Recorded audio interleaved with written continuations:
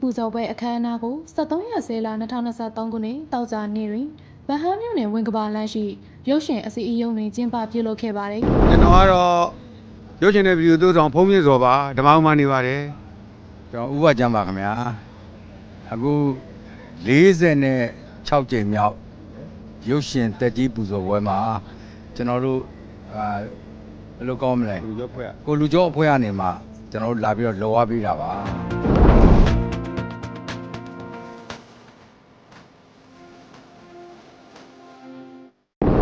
အခုကြောပွဲလာတော့ကျွန်တော်တို့အစည်းအရုံးကစီဘိုးကျွန်တော်အခုစီဘိုးတယောက်တစ်စီးကို2000ပေးတယ်ကျွန်တော်ဘိုးက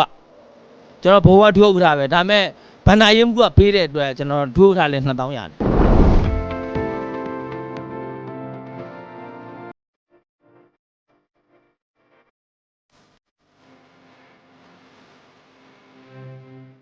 ဒီနေ့ဟုတ်တယ်မမဆောင်ဒါပါနဲ့ဆို8နှစ်10နှစ်လောက်ရှိပြီတနေ့မှမပြည့်ဘူးပေါ့နော်ဒီနေ့ကမှ10သိန်းလူလာပေးတာပါ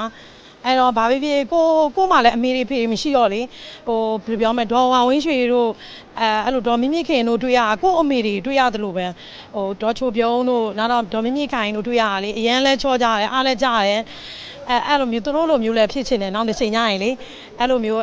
အရန်လဲချောတယ်အရန်လဲချမ်းသာကြတယ်အရန်လဲအောင်မြင်ကြတယ်အဲ့လိုမျိုးလေးဖြစ်ချင်တယ်နောက်တစ်ချိန်ညရင်သူတို့ကြည့်ပြီးတော့တအားပီတိဖြစ်တယ်ကိုအမေတွေလို့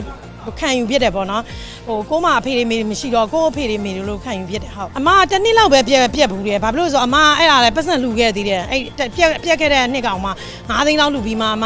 အဲ့လိုမလာပြစ်တာရှူတင်နေရှိလို့ပေါ့နော်နေမှာရှိရင်မလို့လာလို့မရဒီရန်ကုန်မှာဆိုရင်မတို့ကရှူတင်ကိုပြစ်ချတာ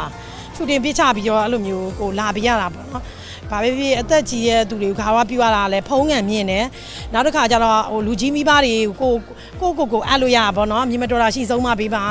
ဘာပဲဖြစ်ကိုအမတွေအကိုတွေမှာလဲကိုကဟိုဗာကဲကန်ဝက်စီကန်ပြစ်မှာမိခဲ့လို့ရှိရင်ကိုကဘာဖြစ်ဟိုကို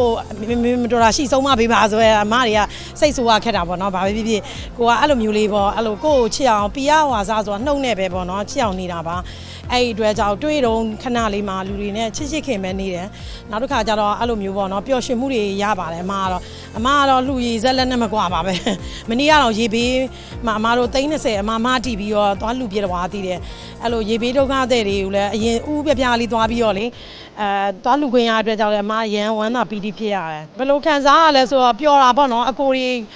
ကတော့နာမည်နှလုံးနဲ့အကိုကတော့အမြဲတမ်းတွေးဖြစ်ပါတယ်ဒါမဲ့လည်းဟိုဘယ်လိုပြောမလဲကိုယ်ဆရာတွေဆိုတော့လေဟိုခဏတော့တွေးချင်တာပေါ့နော်ဘာပဲဖြစ်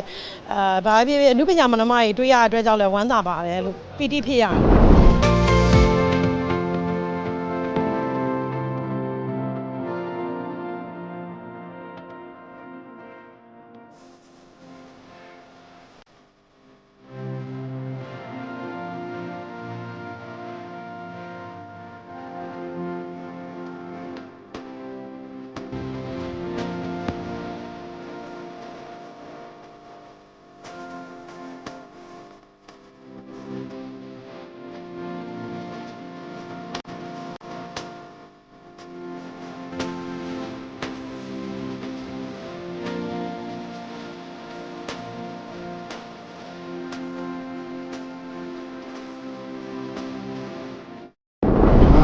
ရုပ်ရှင်ရဲ့ပတ်သက်ရင်တော့1920ရာနေမှာ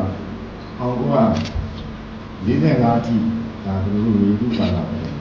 1946ကနေပြီး1990ကြီးကတော့ရွှေကုကာလာပေါ့1991ကနေ90စနေကုကာလာကိုကျော်လွန်ပြီးတော့မှလူဆိုရင်နှစ်တရာဆုံးတော့ဒါ103နှစ်မြောက်ရောက်ဖြစ်ဖြစ်ပါတ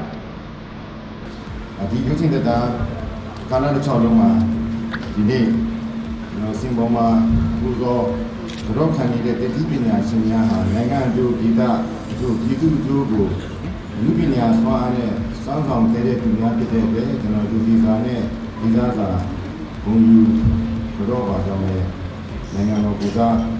ကျန်တဲ့ဒီဌာနကိုစားပြောကြားလိုပါတယ်အခုဆိုရင်ကျွန်တော်တို့မြန်မာရုပ်ရှင်နဲ့ဘဝလူပညာနယ်ပယ်အားလည်းကိုဗစ်ကာလကြောင့်တော့နိုင်ငံတော်မှာဖြစ်ပေါ်တဲ့အရေးကြီးကြောင့်တော့တုံ့ဆိုင်ရုပ်ပွဲလူမိဘဖြစ်ခဲ့ရတဲ့ဒီနေ့မှာတော့ပုံမှန်မိဘကရောက်လာတယ်လို့ပြောရမှာဖြစ်ပါတယ် ချို့ဆိုရင်ကျွန်တော်ကြားရတဲ့ပြည်နေရတော့ပုံမှန်တဲ့အပြင်ပို့ပြီးတော့မှအမှုပညာကိုနတ်မှုနေတဲ့ပြည်သူတွေရဲ့တောင်းဆိုခြင်းအရဒီနေ့အမှုပညာရှင်များအားလုံးကိုယ့်ရဲ့အမှုပညာအလုပ်များကိုသခင်ကားတဲ့တောင်မှပို့ပြီးလုပ်ကိုင်နေရတယ်လို့လည်းသိရတဲ့အတွက်ကျွန်တော်ဒီမှာတော့ပဲဝန်တာပြီးပါလေရှင်းဆက်ပြီးတော့လည်းကျွန်တော်တို့အမှုပညာအလုပ်များကိုပုံမလုပ်ကိုင်ပြီးတော့မှမေတ္တာငတ်နေတဲ့ပြည်သူတွေကိုမေတ္တာနဲ့ပြင်းနိုင်ပါသေးလို့လည်းကျွန်တော်ဆန္ဒမပြလိုပါဘူး ဒီကောင်းမှမြင်ရတဲ့စပန်ပေါ်မြင်ရတဲ့လူပညာရှင်အားလုံးကိုလည်းတက်ဆိုင်ရာပုံကိုပြင်နေချစ်ခင်ဉာဏ်လို့မြင့်တက်ကြဆိုတဲ့ခါကျတော့ဒီတကြီးပညာရှင်များလည်းပဲအမီပြုဆောင်ရတဲ့ကံများအလိုက်ခံလည်းဒါရိုက်တာဇန်ညောအကျန်းတဲ့ဝိသုဇန်ညောအကြောင်းအရာလေးနောက်ဘေးဘက်ကနေလည်းတိုင်းဝိုင်းပို့ဆောင်ပေးရတဲ့ဇက်ဖို့နဲ့ချာနေလို့မလို့ဒီလိုပေါ့လေတိဖြတ်ဒီပြဓာရီရစာအကုန်လုံးမိမိဘဝကိုပို့ပြီးတော့ product စေဖို့တဲ့အောက်ပံ့ပေးတဲ့အကြောင်းအရာဖြစ်တယ်ကျွန်တော်တို့မြင်ပါတယ်အဲ့တော့ကျေးဇူးရှိတဲ့ကျေးဇူးရှိပြီးတဲ့သူများကိုကျေးဇူးတင်ပြီးတော့ရဲစိတ်လို့မှာထည့်ပြီးတော့လူမှုဆောင်ရွက်တာပို့ပြီးတော့ကောင်းမွန်တဲ့ဆန္ဒပဲဖြစ်ပါတယ်